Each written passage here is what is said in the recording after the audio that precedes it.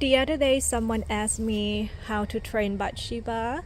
So I grow mine in a pot, and I believe that this one must be almost two years old. I don't remember exactly when I got it, but I think it's about 2 years old by now. So for the first 2 years, I didn't train it at all, and of course it start off really small, so I just let it grow, develop long canes, and to the point where the canes are bigger, thicker, and longer to be able to attach to the lattice in the back. And so with Bathsheba, it has a lot of thin canes, right? And I didn't do a lot of pruning at all earlier this year because we kind of had weird weather, because it was really cold in December, and then by January it's kind of warm, so roses didn't really go into dormancy like they're supposed to. So everything just grew back, all the foliages and everything, and I was too lazy to defoliate everything. But I did some light pruning, just because it seems super crazy and crowded.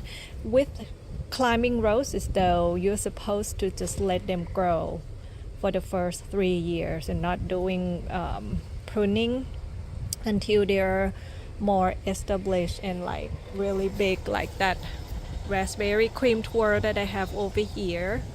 Then this one I did pruning on the lateral canes, but for this one I did remove some super thin canes at the bottom in order to improve the airflow.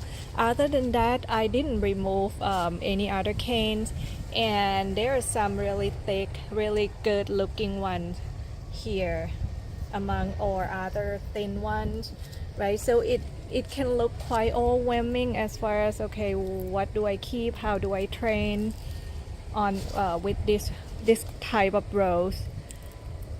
And what I did, since I have the lattice like this one, for this rose over here, I just start grabbing the thicker canes or whatever and pull it backward and tie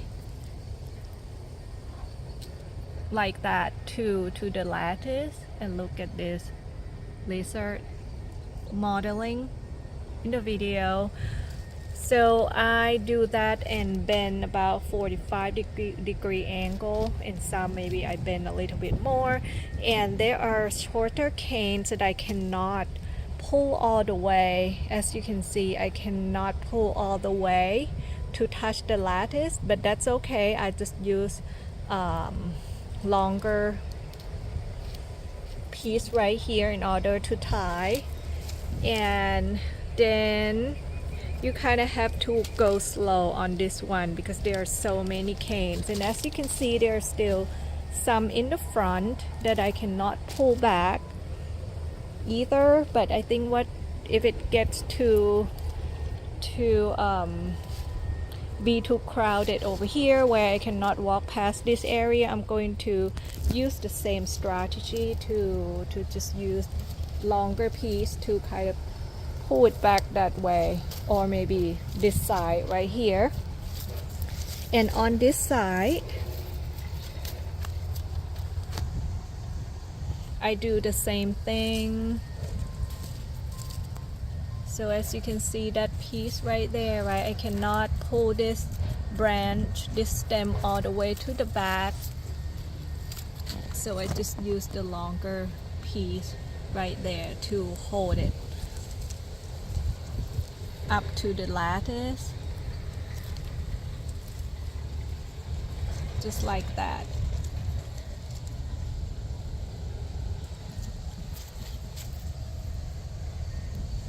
And repeat the same process all over. And on this side right here too, and looks like we have some blooms.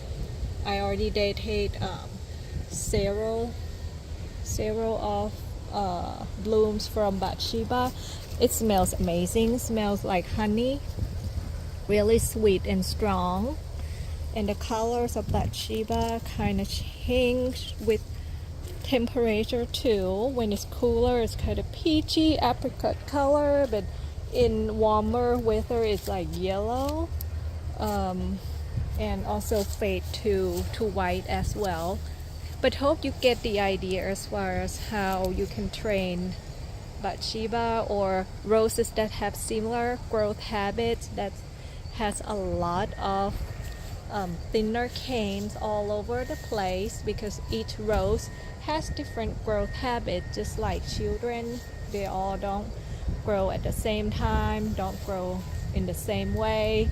And if you look at a climbing rose next to it, it doesn't have crowded canes, 5 million canes like Bathsheba over here. So each one is completely different, and I'm hoping that it is going to fill up that lattice in the year to come, and then meet with the raspberry cream twirl that I have over there as well. And my plan is to add one more climbing rose in that corner, because I want to have another one over there so that the fence will not be naked. So this whole area, the plan is to have climbing roses so that the fence will be covered in flowers. So let me know if there's any question, anything, and I'll try my best to answer if I know. Have a lovely day.